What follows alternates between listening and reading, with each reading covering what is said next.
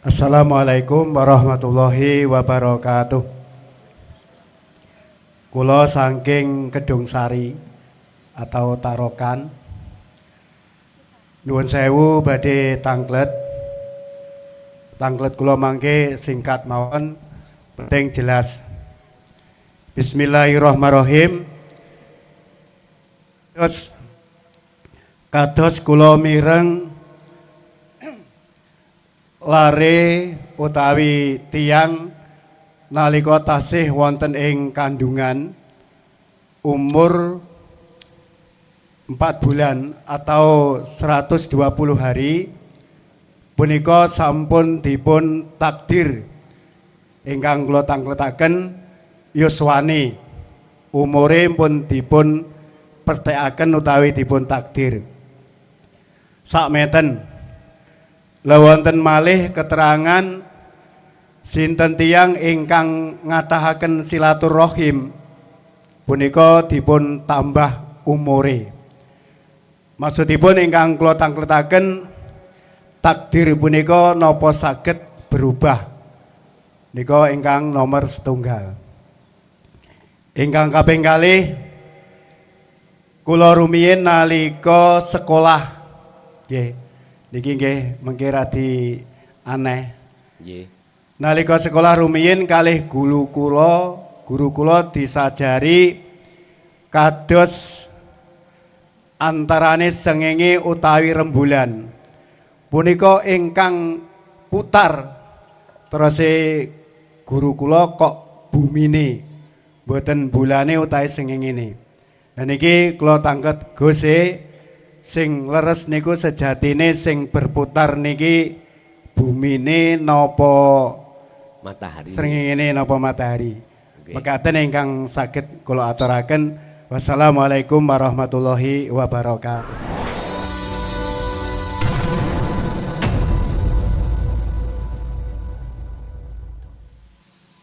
Berkenaan dengan takdir. Sebelum takdir iku wonten qadha. Sesuatu yang sudah dicatat oleh Allah di dalam buku atau kitab di Lauhil Mahfuz. Sebelum di gedung film layar itu muncul gambar, sebelum itu ada gelis gambar di proyektor. Bapak Ibu, dadi ana istilah qadha dan qadar. Qadha iku ketetapan Allah, tulisan-tulisan yang belum kita jalankan. Ketika saat dijalankan, sedang dijalankan, itu namanya takdir. Pertanyaannya, apakah bisa dirubah takdir itu? Jawaban saya tidak. Kalau kodok loh niki, sesuatu yang sudah ditulis oleh Allah di dalam Lauhil Mahfuz, ini baru bisa. Tapi yang bisa mengganti itu cuman Allah. Artinya apa Pak? Gini, kalau kita berbicara Lauhil Mahfuz itu kan angen-angennya aduh lah ngono. Wis gak mungkin menungso iku ngerti. Lah ngeten nggih? Betul memang. Supaya jenengan tidak angen-angen sing di luar batas kemampuan manusia. Akhirnya berbicaralah dinut tauhid. Ngeten Pak. Apa perilaku di jasmani yang dilakukan jasmani ini sebuah takdir yang berdasarkan qadha dalam hati jenengan. Tulisan yang ada di dalam hati sampean, Lauhil Mahfuz, itu disebut kehendak, ketetapan, atau kekarepan, nek cara wong Nganjuk kekarepan. Kekarepan itu sesuatu yang belum terjadi. Lah wujute kekarepan itulah namanya takdir. Contoh, jenengan wau sebelum nyampe di sini, di rumah ada keinginan untuk berangkat taklim muta'alim, berangkat ngaji. Berarti keinginan yang ada di dalam hati sampean tadi sebelum jasad sampai di sini itu namanya qadha. Sesuatu yang ditulis oleh Allah di dalam Lauhil Mahfud cara bahasa syariat. Ini bisa diubah. Bisa. Yang merubah ya Allah sendiri. Caranya bagaimana? Kekarepan sampean tadi pindah. Yang tadinya mau berangkat ke sini, di tengah jalan mau berangkat, anake nangis, loro, bojone semaput. Akhirnya Allah merubah kehendak dibawa ke rumah sakit. Lah. Padahal tadinya sudah ada tulisan untuk ngajiku sudah ada. Tapi diubah oleh Allah. Akhirnya kehendak di dalam hati sampean berubah. Tapi berhubung tulisan itu gak diubah oleh Allah, maka wujute qadha yang disebut qadar, yaitu takdir, jenengan sampai di sini. Kalau pertanyaannya apakah takdir bisa dirubah? Tidak bisa.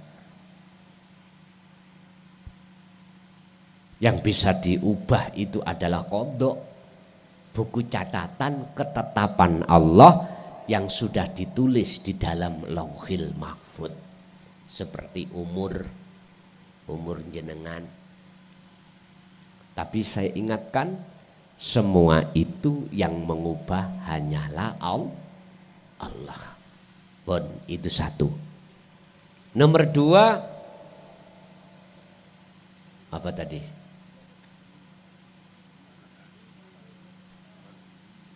Apa?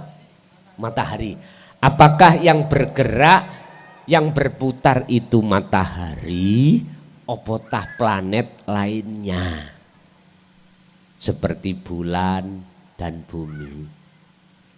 Memang Pak, miturut ngaji sekolah jenengan kali kula dari dawe guru sedaya, matahariku meneng.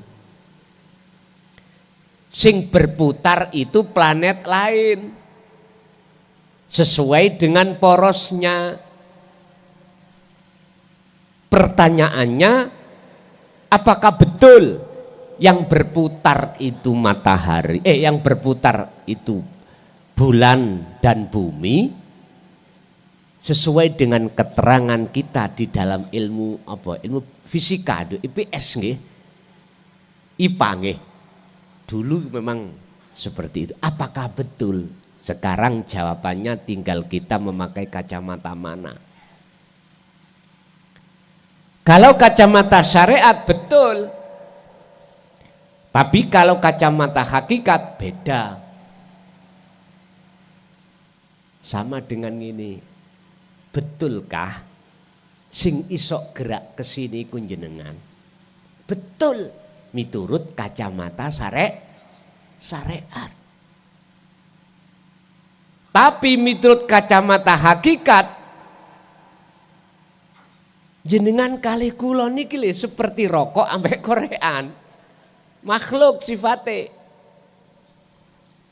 Sifatnya kayak makhluk. Ayo, sampai jarno biarkan korean dengan rokok di meja sampah pagi lah. Jegidek, meneng, nggak bisa bergerak. Korean nggak bisa nyumet rokok, menyalakan rokok nggak bisa. kecuali ada sesuatu pihak ketiga. Loh. Paham? Istilah bahasa, saya tadi yang ngorekan minangka Allah. Kalau jenengan melihat makhluke, ya jelas sing gerak iku makhluk. Sing gerak itu planet-planet selain matahari. Karena melihat makhluknya.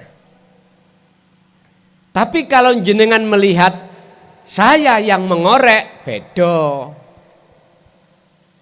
Munculnya api itu tidak bersumber dari korean. Yang bisa memunculkan api itu dari saya. Sama. Kalau jenengan melihat sejatine sing muter iku matahari,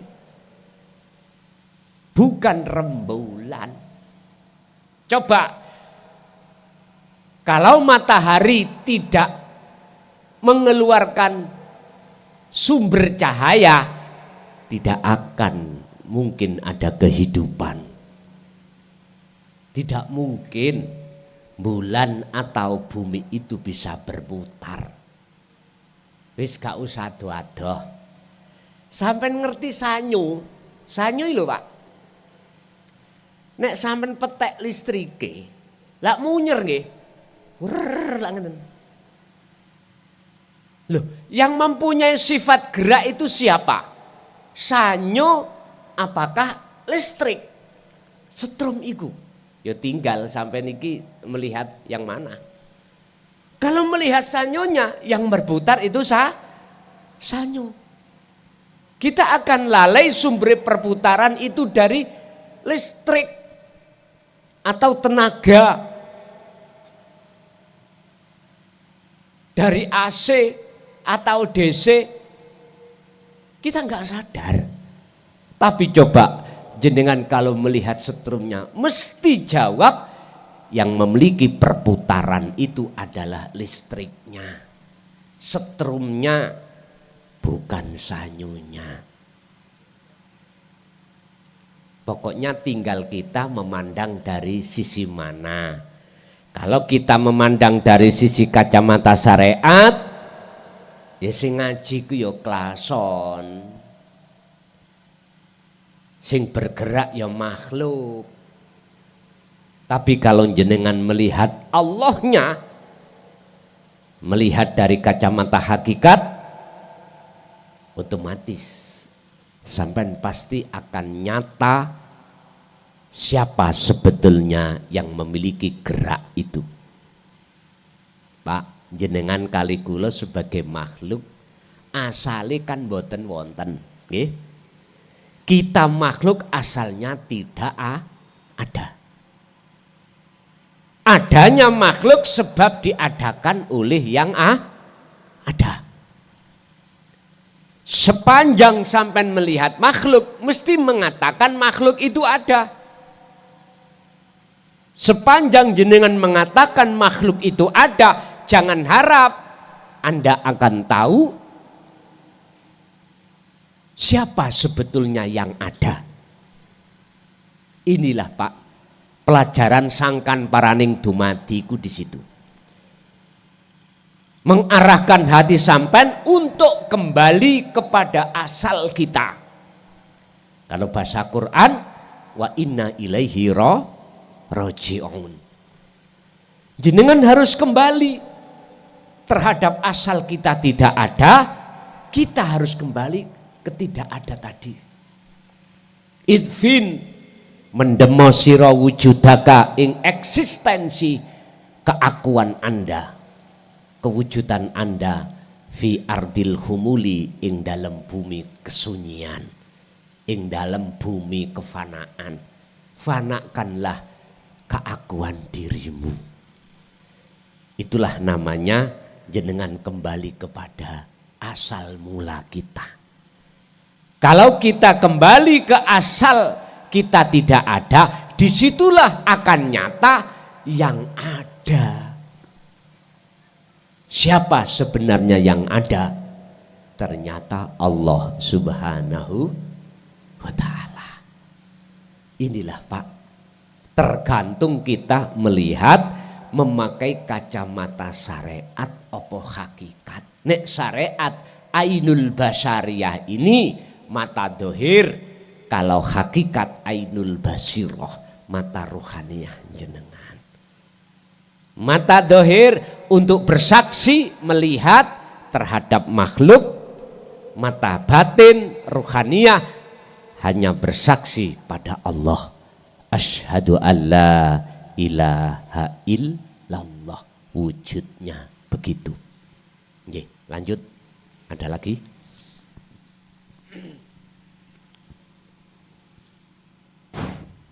Assalamualaikum warahmatullahi wabarakatuh. Waalaikumsalam warahmatullahi wabarakatuh. Kula saking Papar Gus, nyuwun ngapunten lak wonten klenta-klentunipun. Nyuwun sewu dalam kisah para kekasih Allah niku ketika wafat dicabutnya nyawa tidak merasakan sakaratul maut. Tapi sedangkan Rasulullah Shallallahu Alaihi Wasallam kenapa kok merasakan sakitnya sakaratul maut? Pun ngoten mawon. Assalamualaikum warahmatullahi wabarakatuh. Waalaikumsalam warahmatullahi wabarakatuh. Mengapa Rasulullah bersabda seperti itu? Bukan berarti Rasulullah terasa sakit. Enggak. Sebetulnya itu manti-manti memesan terhadap kita tentang sakaratul maut. Sebelum jenengan kali kula ngalami sakaratul maut, supaya maksud Kanjeng Nabi wa anibu ila rabbikum wa aslimu lahu min qabli ayyatiyakumul adzabu tsumma la tunsorun. Itu maksud supaya jenengan itu lekas kembali pada Allah sebelum mati. Sebelum mati. Bukan persoalannya Kanjeng Nabi merasakan kesakitan pada sakratul maut, mboten. Itu sebuah contoh. Mohal Pak, kalau Nabi dan Rasul atau kekasih Allah merasakan sakitnya sakratul maut, ndak. Buktinya ning dunya. Ala inna auliya Allah la khaufun alaihim walahum yahzanun.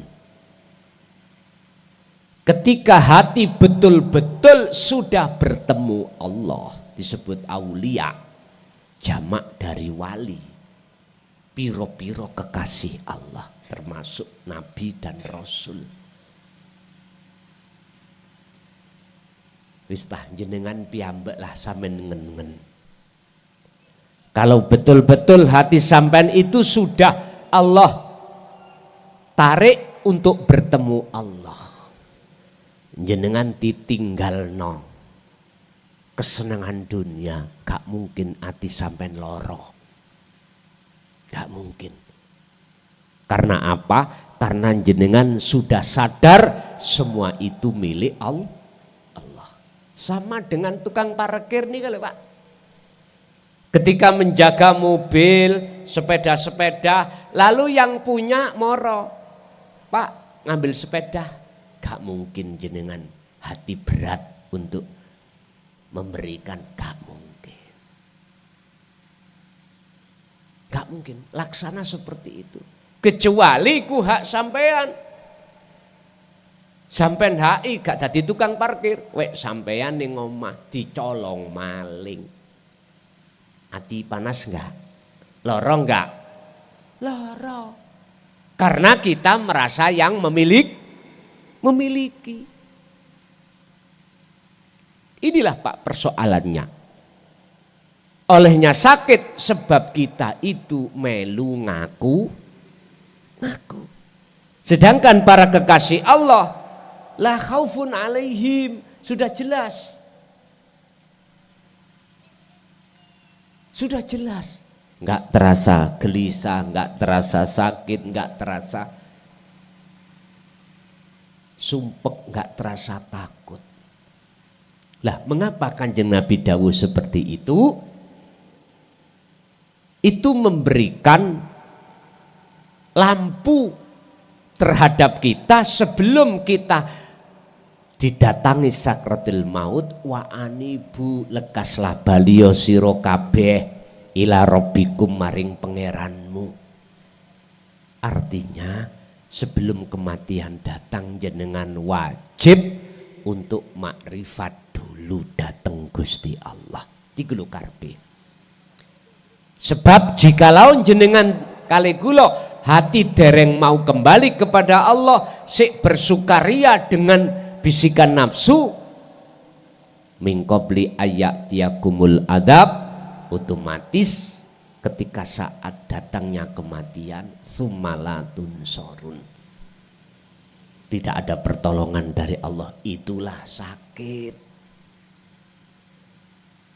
Lah, sebelum datangnya perkara itu sebetulnya kita sudah dilatih dalam kehidupan ini untuk merasakan sakit atau tidak ketika saat perkara apa yang kita akui diambil oleh Allah hanya saja lewat si A, si B, si C, sing nyolong dan lain sebagainya. Bukti kalau kita itu terasa sakit, ini sebagai tanda suiku nek mati yo rasane sakit. Karena waktu demi waktu yang Allah kasih kesempatan tidak kunjung kita sadar untuk lekas kembali pada Allah. Ini persoalannya. Jadi itu percontohan, Pak. Percontohan dari Kanjeng Nabi untuk kita, barang siapa yang belum kembali kepada Allah, sakarat itu datang mesti sakit. Jikalau sudah kembali, maka tidak akan pernah sakit. Siapa mereka yang disebut aulia? Walladzina amanu wa kanu yattaqun. Surat Yunus ayat 62-63. Dialah orang-orang yang beriman yang sudah yakin segala apapun itu atas dasar sumber sangka Allah. Wattaqau, dan di dalam diri iman mereka itu sudah condong, sudah yakin ilmu amal istiqomah. Artinya dia senantiasa berzikir datang Allah. Jadi niku Pak nggih, bukan berarti Rasulullah merasakan sakit, enggak, tetapi contoh terhadap kita, jikalau tidak lekas kembali ya pasti sakit. Kalau kita sudah kembali, maka dalam hati tidak ada rasa pengakuan diri. Suatu saat diambil Allah apapun bentuk yang tadinya kita merasa memiliki, pasti sakit, Pak. Dan tidak mau terjadi itu. Makanya mohon maaf,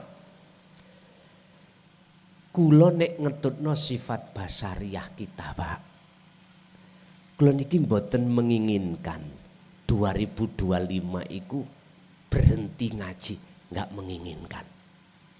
Estu. Karena alasan makhluk, karena alasan manusia. Tapi saya tidak bisa, Pak, untuk mengikuti hal seperti itu. Aku tetap mengikuti apa yang menjadi kehendak Allah. Kalau Allah mengatakan berhenti, wajib saya berhenti. Sebab setiap apapun yang Allah terjadikan terhadap siapapun, itu pasti ada. Di balik itu semua ada nilai manfaat positif terhadap kita. Itu pasti. Saya tetap berhusnudzon datang Allah. Seperti itu. Ya lihat aja nanti. Jikalau niki gambaran, jikalau itu tetap diterjadikan Allah untuk ngaji, mesti ada konsekuensi terhadap kita. Tinggal pertanyaannya, ketika konsekuensi itu terjadi pada diri kita, pertanyaannya kita melihat siapanya? Melihat konsekuensi yang Allah jatuhkan atau melihat Allahnya? Kalau jenengan melihat konsekuensinya, pasti jenengan tidak akan pernah hati tentrem. Tapi jikalau jenengan melihat Allahnya, disitulah nanti yaj'allahu makhrajan. Allah justru akan membuka pintu segala hal apapun yang menurut sifat basariyah atau basiroh Allah mudahkan. Inilah gambaran-gambaran apa qada yang nanti akan diberlakukan Allah berupa takdir atau qadar.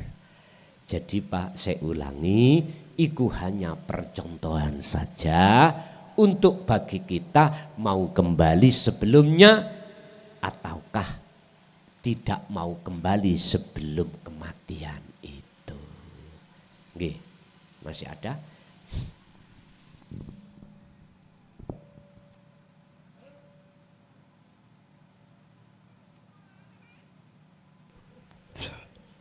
Assalamualaikum warahmatullahi wabarakatuh. Waalaikumsalam warahmatullahi wabarakatuh. Nuwun sewu Gus saderengipun.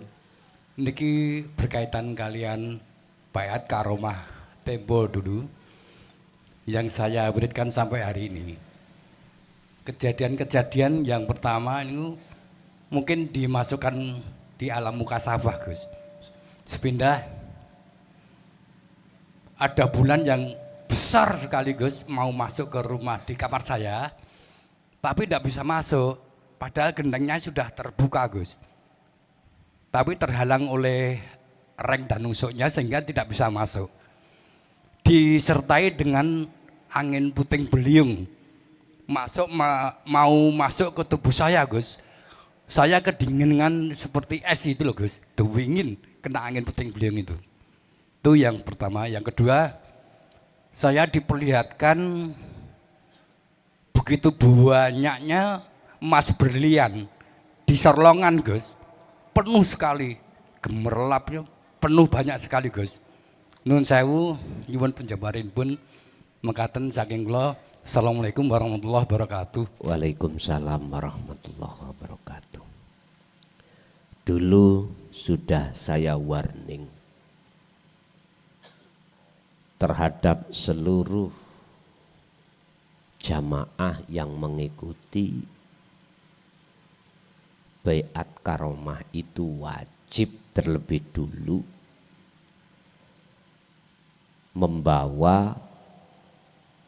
memahami tentang dzikir sirul asrar. Maksudnya apa? Kok wajib paham dan mengamalkan itu? Supaya jenengan itu tidak terpengaruh tentang masalah karomah. Padahal karomah itu adalah kendaraan makhluk. Mengapa di situ ada reng padahal gentengnya sudah terbuka? Gambaran apa reng usuk itu? Nyun sewu. Selagi jenengan kali kula ketika aurat mewiridkan ayat tersebut, kok masih hati punya prasangka bahwasanya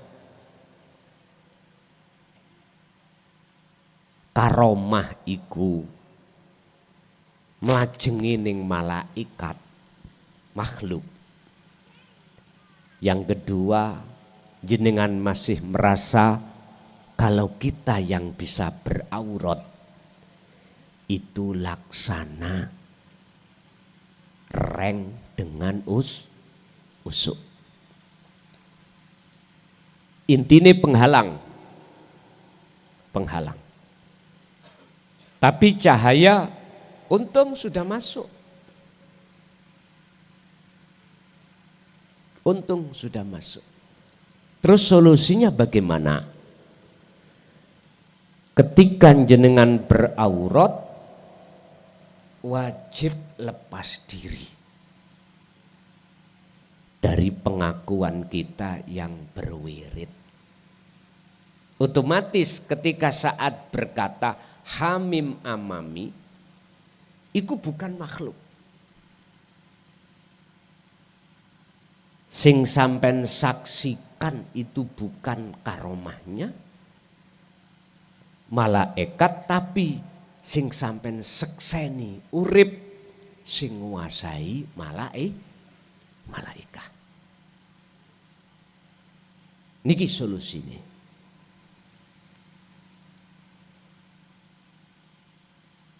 Yang kedua terkait berlian. Lagi. Itu sudah ada di rumah, berarti di kolong,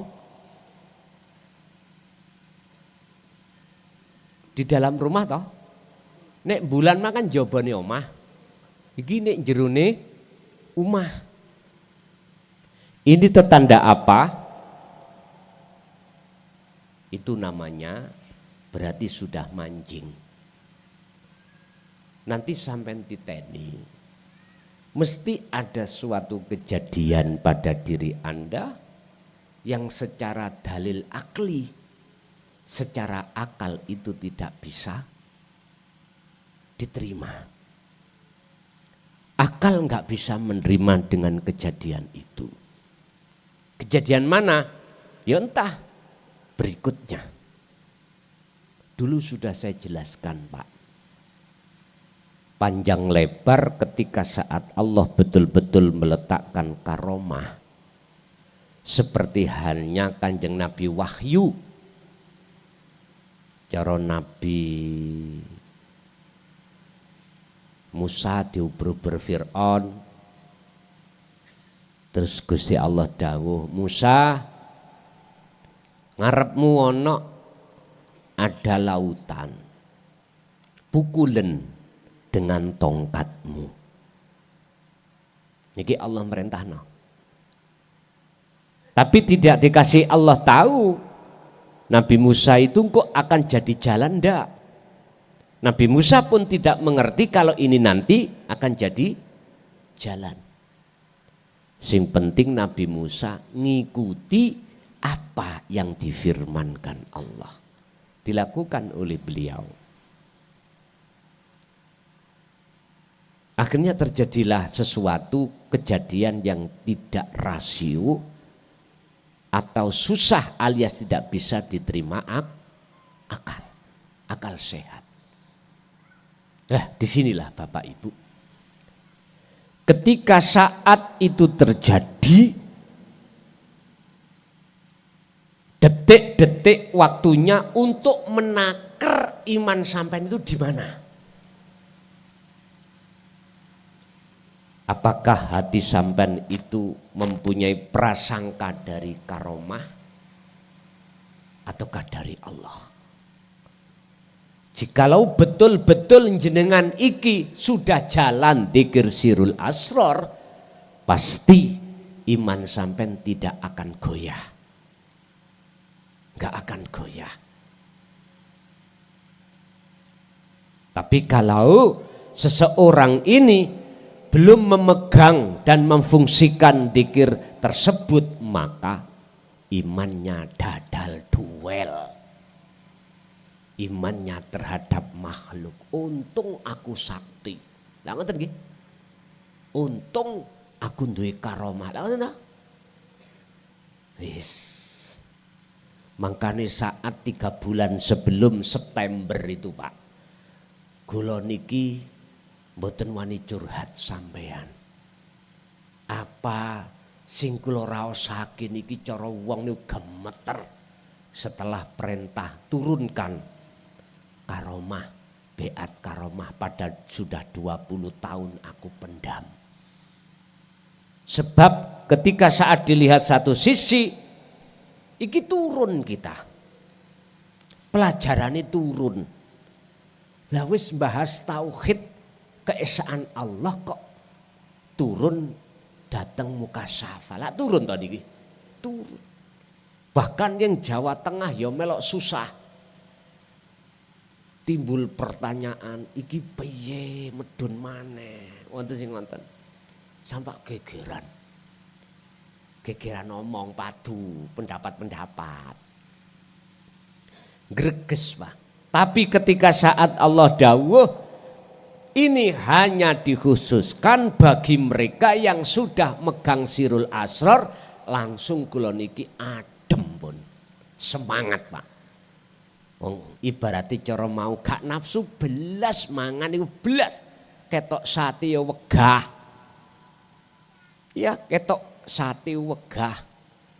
Nyawang bojo ya wegah, nyawang anak wegah. Kabeh wegah mboso iku mau sudah dibuka oleh Allah dawuh yang nomor 2 khusus bagi yang bersirul asrar. Masalah Pak mangan koyok marui. Ngertos marui nggih? Nyawenangno ndelok bojo akhire sawenang maneh. Pun ngertos jawabane. Akhirnya estu kula manti-manti. Silakan keluar. Niko tanggal 7 September. Silakan keluar manakala hatimu belum mengenal dzikir sirul asrar. Bukan berarti kula niku pilih kasih, ndak. Justru jenengan tak kongkon keluar gak boleh ikut, bentuk sayangku pada jenengan supaya hati jenengan tidak kebulet oleh makhluk. Akhirnya menghijabi hati datang Allah. Niki sing sadar, sing gak sadar kok cik meleki ini hanya dilewatkan status. Lah ngoten nggih. Terus lagian masuk YouTube ikut terbatas. Tidak semua orang bisa melihat. Sampai sekarang juga begitu. Jadi kami punya YouTube rahasia yang tidak dibuka, tidak bisa dibuka oleh sembarang orang. Hanya orang-orang khusus yang bisa membuka di situ. Termasuk jenengan yang sudah punya linknya baru bisa membuka. Pun. Jadi niku Pak pemahamannya Pak nggih. Nggih. Dan mudah-mudahan ilmu apa yang Allah berikan menjadi ilmu yang manfaat berkah fitini wa dunya wal akhirah terhadap anak keturunan kita ila yaumiddin. Lahumul Fatihah.